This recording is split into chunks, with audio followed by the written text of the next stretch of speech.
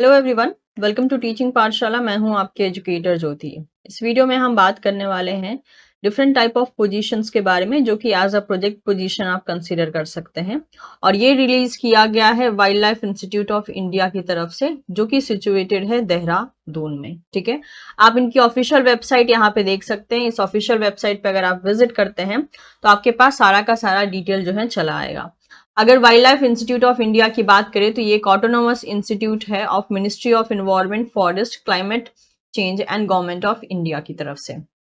अब अगर देखा जाए तो यहाँ पे लगभग इन्होंने 13 कॉन्ट्रेक्चुअल पोजीशन रिलीज किया है for research and project personal under the various research project. और इसमें जो है आपको वैरायटी ऑफ पोजीशंस मिलेंगे, जैसे कि कुछ पोजीशन है जहाँ पीएचडी डिग्री की रिक्वायरमेंट है, कुछ पोजीशन है जहाँ सिर्फ एमएससी की रिक्वायरमेंट है, कुछ पोजीशन में एक्सपीरियंस भी मांगा है और कुछ पोजीशंस में फ्रेशर्स भी मांगा है। तो इस वीडियो में हम उन सारे पोजीशंस के बारे में बात करेंगे। और अगर आपका इंटरेस्ट इसमें आता है, साथ ही साथ अगर आपकी एलिजिबिलिटी मीट होती है, तो आप इस पोस्ट के लिए अप्लाई कर सकते हैं। यहाँ जो एप्लीकेशन फॉर्म है, अपने सारे इंपॉर्टेंट डॉक्यूमेंट्स को अटेस्ट करके आपको बाय पोस्ट भेजना होगा। और पोस्ट में जो है आपको ये एड्रेस प्रॉपर ढंग से मेंशन करना होगा, तभी जाके वो पोस्ट सही जगह पे पहुंचेगा।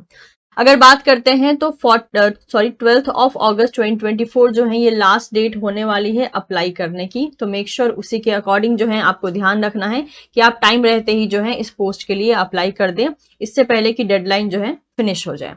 अब अगर हम बात करते हैं यहाँ पर, तो यू कैन सी हियर कि जो पहला पोस्ट है ये है, पोजीशन की बात करें तो ये प्रोजेक्ट साइंटिस्ट की पोजीशन है फॉर द इकोलॉजी फील्ड। आप प्रोजेक्ट का यहाँ पे टाइटल पढ़ सकते हैं। नंबर ऑफ पोजीशन 1 है। मंथली सैलरी की बात करें तो 56,000 प्लस एचआरए यहाँ पे मिलेगा। एज लिमिट मैक्सिमम 35 ईयर्स होनी चाहिए।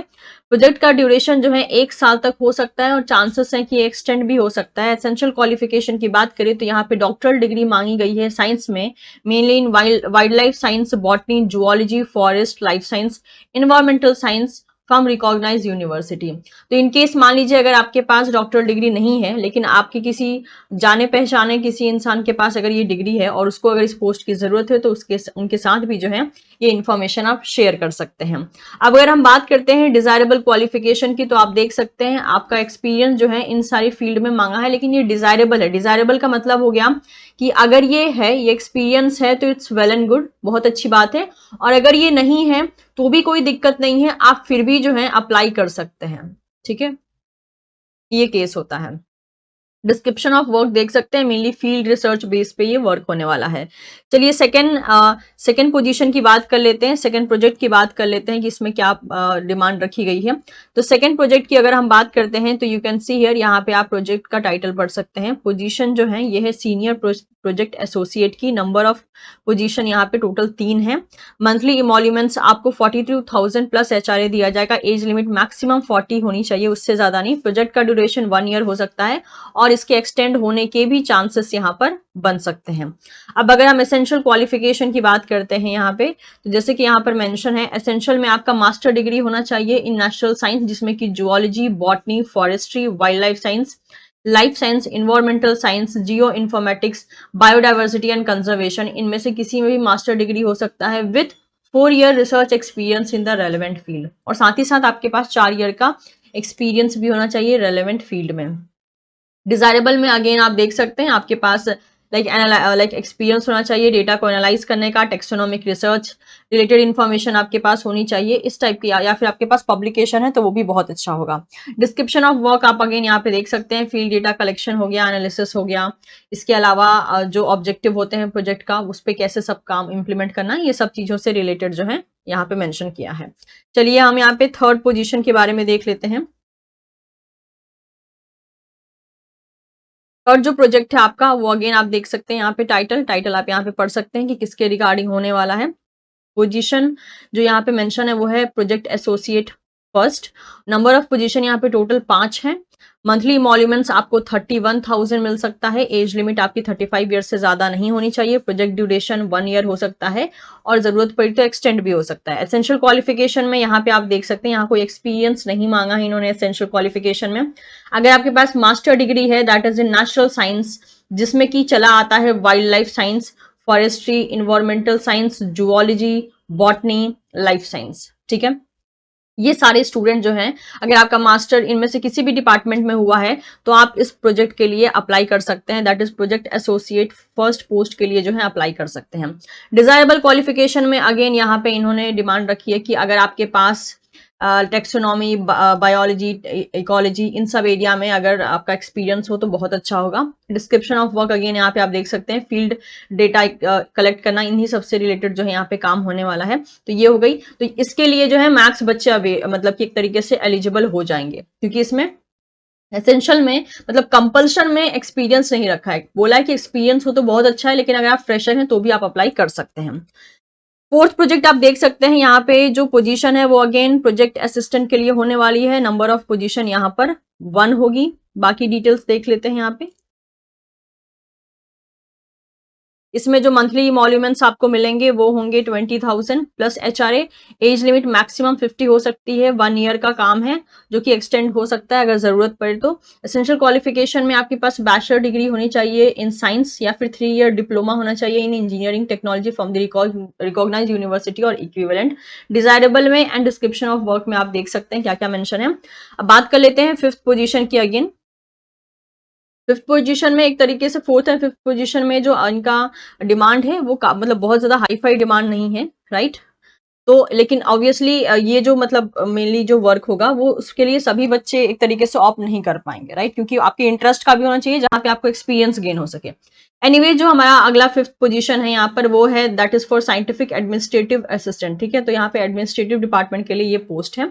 नंबर ऑफ पोस्ट 1 है। मंथली इमोल्यूमेंट 18,000 प्लस एचआरए मिलेगा। मैक्सिमम एज लिमिट 50 से ज्यादा नहीं होनी चाहिए। प्रोजेक्ट का ड्यूरेशन 1 साल हो सकता है और जरूरत पड़ने पे एक्सटेंड भी हो सकता है। एसेंशियल क्वालिफिकेशन में किसी भी डिसिप्लिन में ग्रेजुएशन जरूरी है। डिजायरेबल में आप देख सकते हो कि बाकी जो ऑफिस रिलेटेड काम होते हैं वो सब चीजें आपको आनी चाहिए।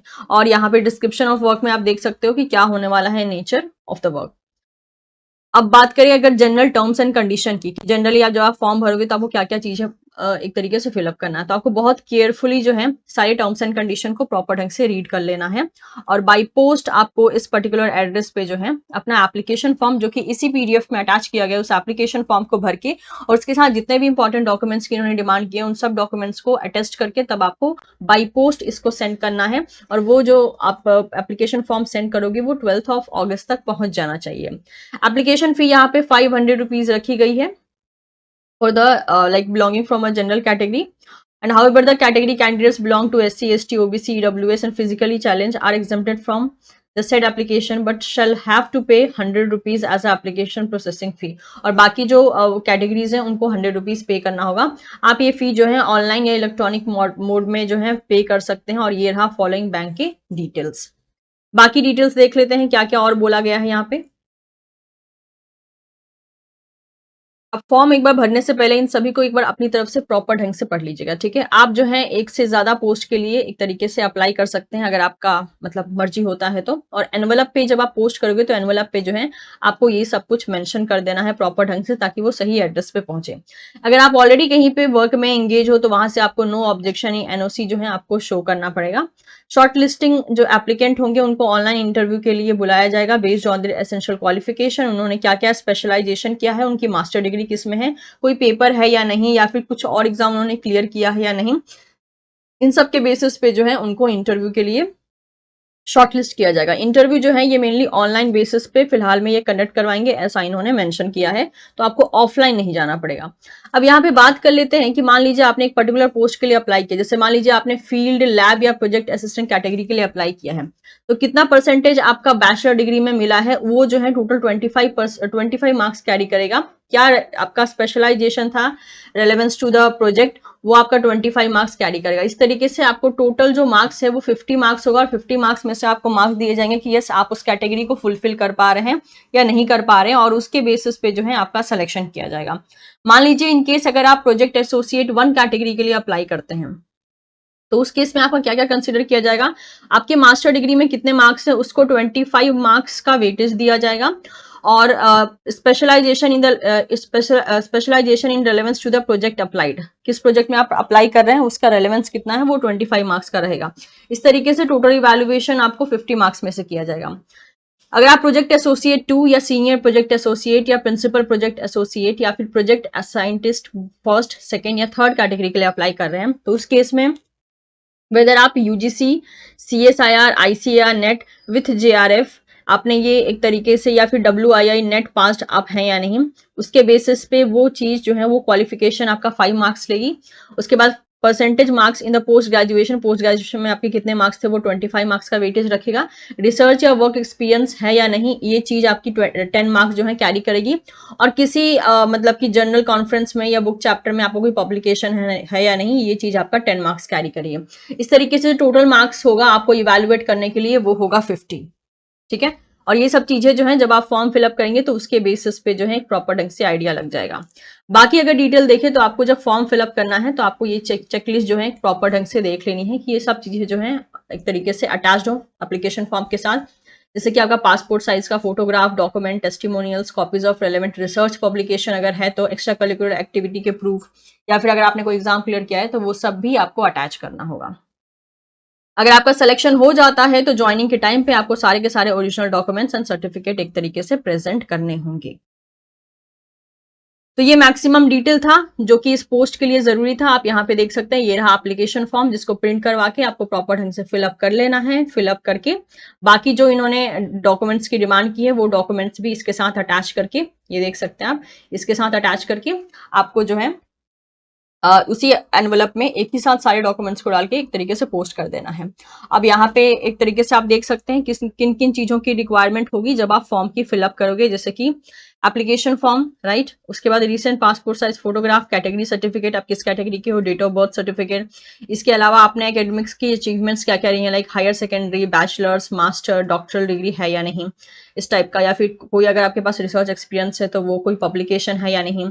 आपके पास कोई मतलब आपने कोई नेशनल लेवल एग्जाम क्वालिफाई किया है या नहीं, जिसमें कि UGC, CSIR, ICR NET, GATE सब चले आते हैं। आपको एसओपी मैंडेटरी है हर एक कैंडिडेट को प्रेजेंट करना। और document that is pertaining to seminar और सिंपोजियम, वर्कशॉप, कॉन्फ्रेंस अटेंडेड, मतलब कि अगर इन केस आपने कभी कोई वर्कशॉप या कॉन्फ्रेंस कुछ भी अटेंड किया है जिसमें कि आपने कोई एक्टिविटी परफॉर्म की हो तो वो डॉक्यूमेंट आप शो कर सकते हैं जो कि आपकी एक्स्ट्रा करिकुलर एक्टिविटी को शो करेगा। तो ये था सारा का सारा detail regarding this particular post. तो आप देख सकते हैं यहाँ पे बहुत सारे पोस्ट इन्होंने रिलीज किए हैं। आप देख लीजिए आपका जो मतलब कौन सा कैटेगरी है जिसमें कि आप फॉल आउट होते हैं, और अगर आपका इंटरेस्ट मतलब कि इसमें अगर आता है और आपकी एलिजिबिलिटी क्राइटेरिया मीट होती है तो आप इजीली जो है इन सारे पोस्ट के लिए अप्लाई कर सकते हैं। So thank you so much everyone. अगर इससे रिलेटेड कुछ डाउट हो तो आप कमेंट सेक्शन में मेंशन कर सकते हैं। वीडियो इन्फॉर्मेटिव लगा हो तो इसे आप अपने दोस्तों के साथ शेयर कर सकते हैं। Don't forget to subscribe teaching Pathshala for more such video updates. Thank you so much, will see you soon in the